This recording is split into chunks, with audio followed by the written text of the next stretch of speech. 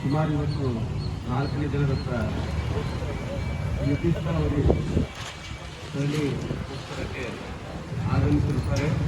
ಅವರಿಗೆ ಎಲ್ಲ ಸಮಸ್ತ ಪೌರ ಕಾರ್ಮಿಕರ ಪರವಾಗಿ ಹಾಗೂ ನಮ್ಮೆಲ್ಲರ ಪರವಾಗಿ ಹೃದಯಪೂರ್ವಕ ಆಗಿರತಕ್ಕಂಥ ಸ್ವಾಗತ ಮಾಡ್ತೀವಿ.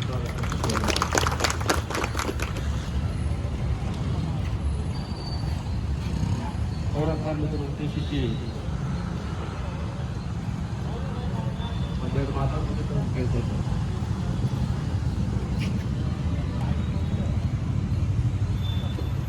ನಮಸ್ಕಾರ.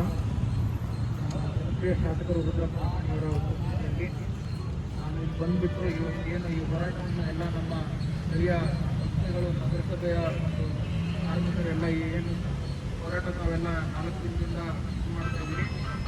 ಅಧ್ಯಕ್ಷರ ಜೊತೆ ಮಾತಾಡಿ ಭೇಟಿಯಾಗಿ ಮನವಿಯನ್ನು ಕೊಟ್ಟಿದ್ದಾರೆ. ಇವತ್ತು ನಾನು ನಮ್ಮ ಸಂಸ್ಥೆಯವ್ರನ್ನ ಭೇಟಿ ಮಾಡಲಿಕ್ಕೆ ಬೆಂಗಳೂರು ಹೋಗ್ತಾ ಇದ್ದೀನಿ.